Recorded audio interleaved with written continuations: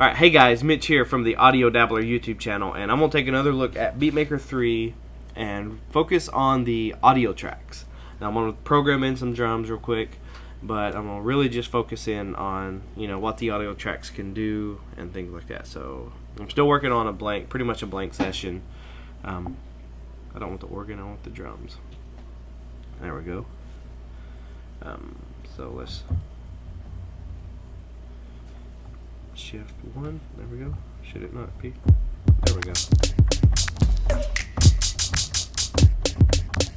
Okay, so we got some drums going. Okay, so let me do this real quick. So my setup right now for this particular video, and probably how I'll work with this quite a bit, is so I have my iPad, and then I'm going to scroll the camera just a little bit, and there's my iConnect Audio 4 Plus, which my iPad is plugged into. And then here is my MacBook, which is also plugged into my iConnect Audio, and that's where, when I record some audio, that's where it's going to be coming from. It's going to be coming from Contact inside of Ableton Live Lite, routed through my iConnect Audio 4 Plus, and then into Beatmaker 3. I really need to get me one of those ball joint camera things, but not today. So anyway, so I got some drums in here, so let's just press play, get it to click track.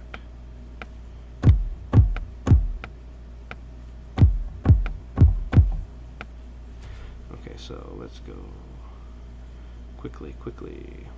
Scenes. We got this pattern right here. We go to song mode. Don't really worry about that right now. So we got this scene, and then we can play it.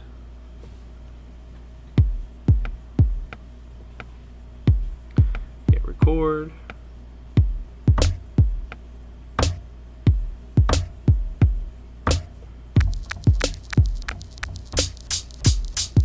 I like those better.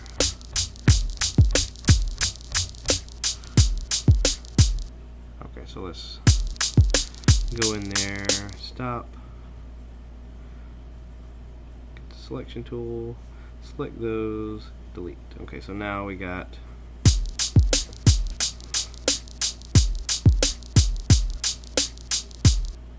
nice little pattern going on. Alright, so now what do we want to do? We want to add in some audio tracks. So let's go to scene mode, which you can do that here.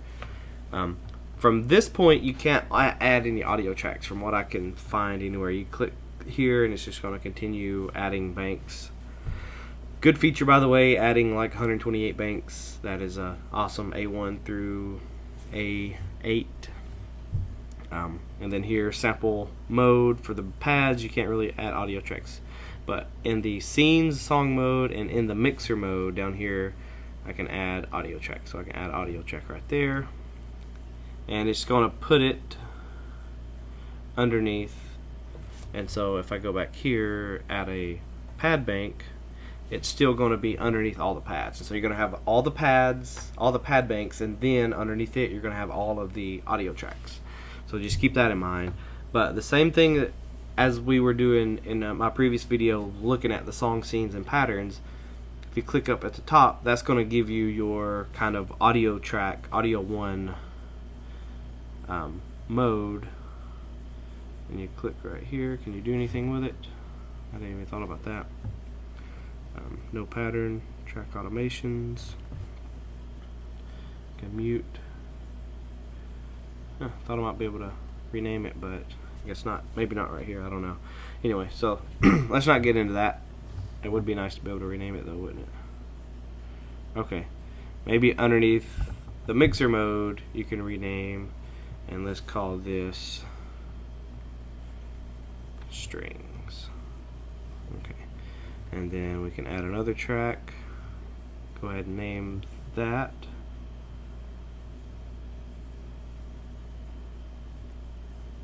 Bass. Or as Jacob says, bass. Anyway, so let's go back to 1, and now we're in strings. And I guess I should have thought this through a little better. and I already had some strings preloaded up into this piece, but that's okay. So let's do a little cello. Okay, and so now I got this playing, and I want to record a audio file. Okay, so I'll go record sample, and then it brings you here. Now you got some different sources. You can do internal, which you can do internal from a certain pad. So if you just wanted to bounce like the kicks down that you recorded, you want to bounce them down to audio, you could easily go in here, bounce them to audio this way into a single audio file. If you like mixing, for whatever reason, you want to separate your kicks, your snares, whatever you want to. You could do the whole entire source, and you can see here it's selecting it. Any aux ins, the main out, if you wanted to resample your whole song into an audio file to chop it up, you know, you could do that. So a lot of options here underneath just internal sounds. And then hardware sounds, it's going to be your audio interface. And so I have my iConnect audio, and I know that how I have things routed is 5 and 6 is the computer. And so if I hit monitor,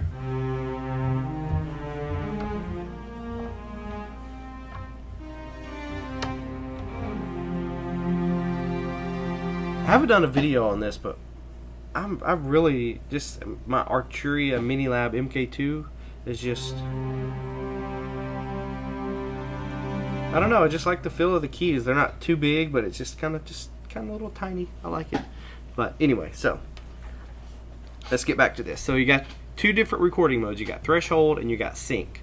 Threshold is going to be just kind of self-explanatory. It's going to set a certain threshold, and it's going to start recording whenever it meets that threshold. Okay, and so you could have this playing in the background, and you can have start, and you know, whenever you feel like you want to come in. So maybe if you want to come in at a certain point, you know, this may be the best way to do it, because you don't want to come in yet, and then you want to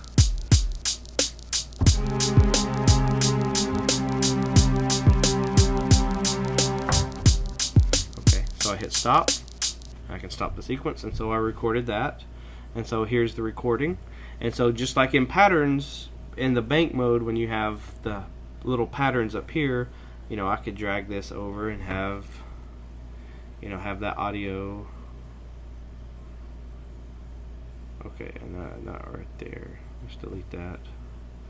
Was I on bass? I guess I was on bass whenever I recorded that, wasn't I? Thought I was on strings. I was on strings. I guess you can copy audio between the two. Well, that's interesting. Let's delete. Maybe. Okay, I accidentally put it on too.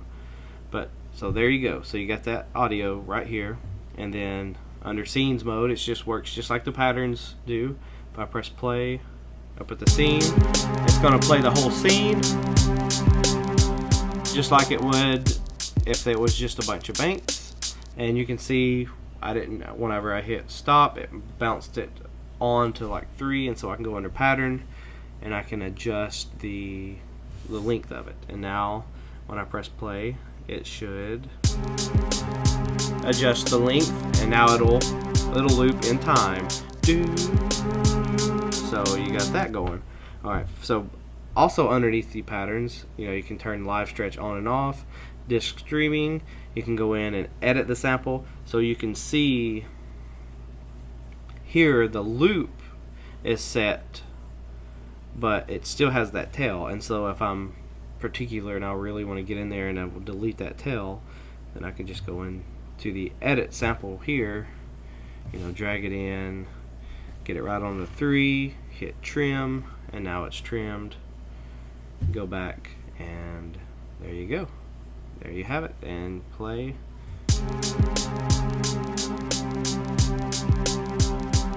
And you've got that going. So that is strings. So I click off of it, go back to B1, not bank 1, I want to go to 2 and record some bass. And so there you go. out, go to band, bass, just go to classic bass, drag that over. Okay, so now I guess it really don't matter what scene song mode is. I explained how each of those works, and it works the same with the audio files. It's going to play if it's here. It still has that little thing where it don't necessarily update if you change the length, but if you're here and you play, it's going to play it in more of the song mode, and that'd be where you'd want to live if you're going to record vocals. Is go ahead and put your whole song out. If you want to delay vocals all the way down, get your whole song laid out how you wanted to, add another audio track, record vocals on top of it. So I have that going on, and then as soon as I hit record sample, now I'm going to kind of go over what sync mode does. Sync is going to sync with the audio, and so sync with 1 bar. If I have this playing, it's going to sync with 1 bar. Now I don't know if there's I haven't checked. Don't think I saw any kind of options anywhere as far as, and that might be something that they could add in eventually, but when I hit record sample, I don't see and the sync, regardless if I have this set to 1 bar or 32 bars, which seems to be the max length for a single sync session, then there's no count in, and so I don't have a particular count in, so it's going to count in 1 bar is what I've noticed. So if I wanted to do a 2 bar length thing, I could hit play. Okay, and now I know I have a 2 bar loop. Okay, so now it's in song mode. I need to go back to scene mode so it'll play. And see, if you're in song mode, it's going to play that. If you're in song mode, it's going to play until it's out, and then it's not going to have anything there. But put it back in scene mode if you want to record a loop. Okay, so now that it's recording that, I can stop it here. Let's turn it down a little bit. So I can hit play. I know it's a 2 bar loop. I can watch the time up here. I like how everything's kind of grayed out and you can still see. Okay, so let's wait. 4, 3, 4. Oh man.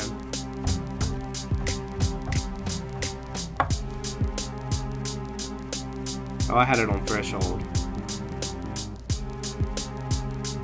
Let's try that again. That was a fail. That was a fail. So, alright, so let's go back to sync. 2 bars. Let's play. Let's make sure we have the monitor on. Let me change my MIDI channel too.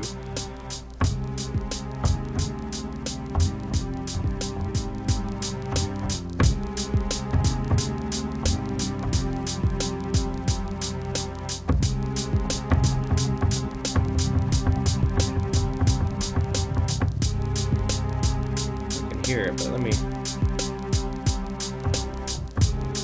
maybe go to my mixer,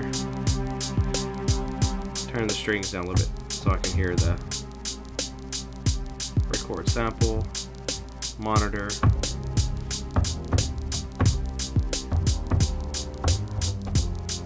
Alright, so let's go back. We're in sync mode.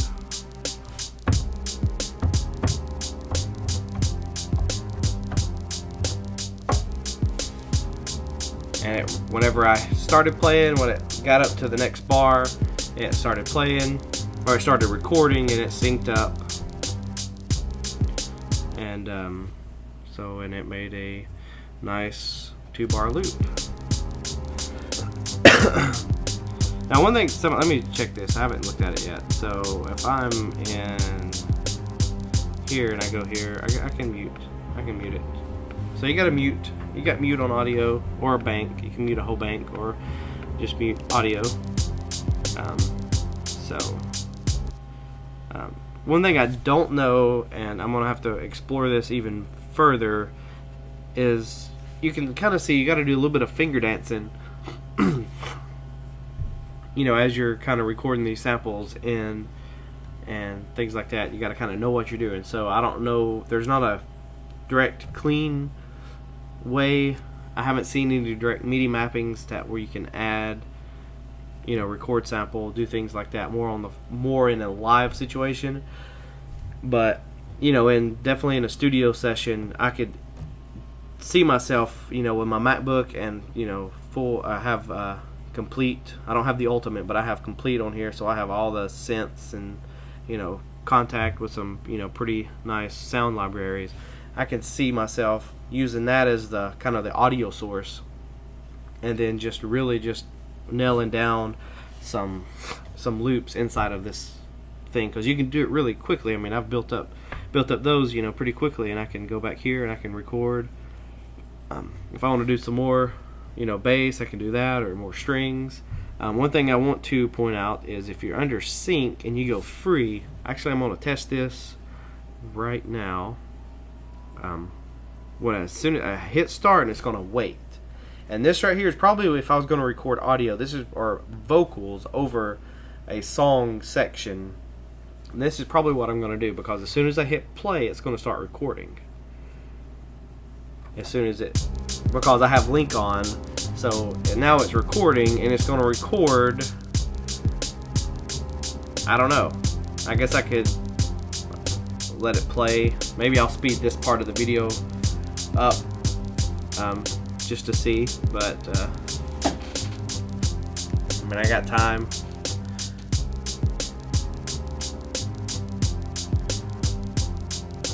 So let's just let this play. I guess if it'll go past 32 bars. Let's bring up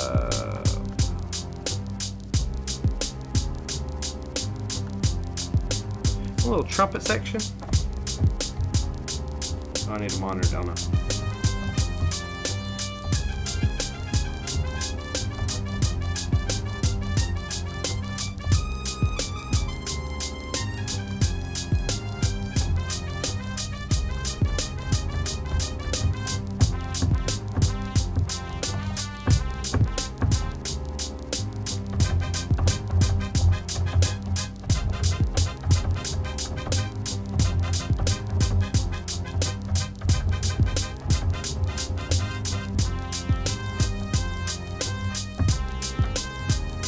Oh, I'm past the 32 and it's still recording, so definitely free length is where you would want to go, what you would want to do if you're going to record. And then I can just hit stop when I want to, and now whenever I go into this, 37 bars. So that is pretty sweet. That's the duration. And so if I go to song mode and I drag this over, you can see how long it is, and so that's awesome. And so if if I had however many bars or however long your song is, just record your vocal track. If you're going to lay one vocal track over everything, make sure that you do sync and then link free.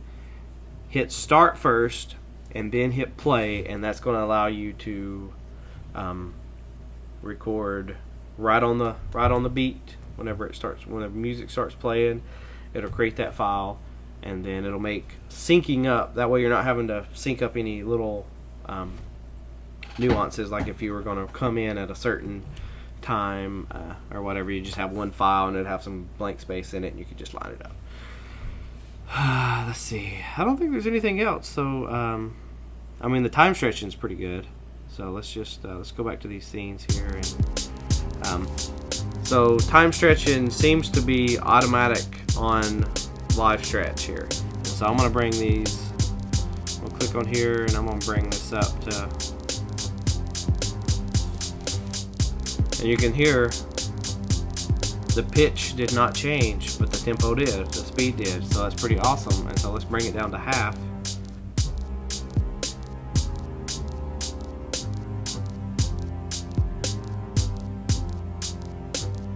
I mean, it's not even glitchy. It's not like distorted. I mean, it's a pretty good time stretch.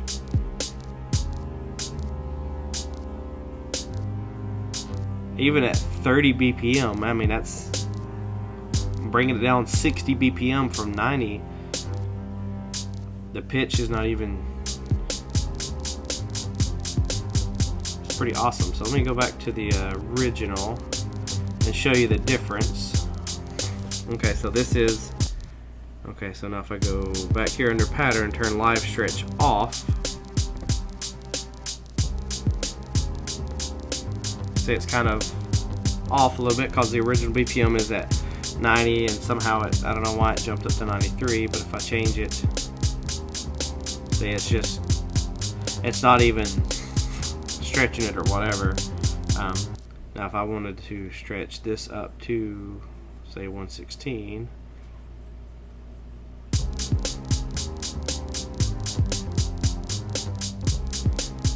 still pretty good, but the live stretch, I mean, once you get some loops in there, you can adjust the BPM, and it seems to do a really, really good job at keeping the BPM, keeping the pitch of the sample without distorting it very much. And I, mess with that quite a bit. So I don't think there's anything else. I showed you. You could record the threshold.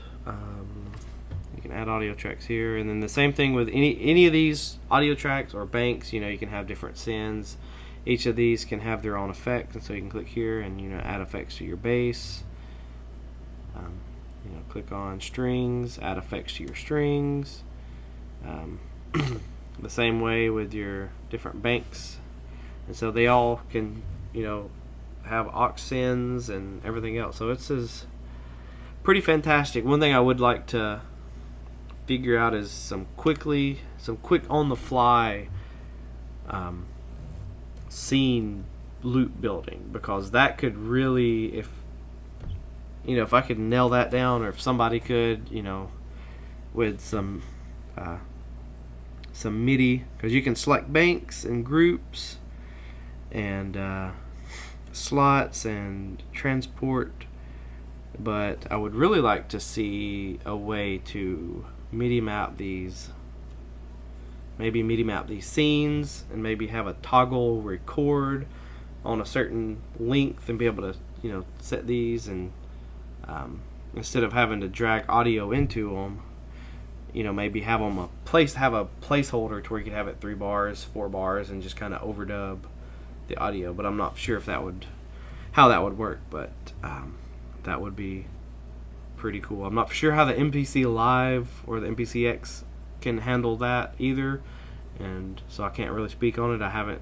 They haven't sent me mine yet. That I put in a request to review one, but I don't think they're going to send it. So I won't hold my breath on that. Anyways, thanks for watching. Hopefully this helped, kind of show you how you could do some audio stuff inside of Beatmaker 3 along with the tracks, and it's just it's a nice.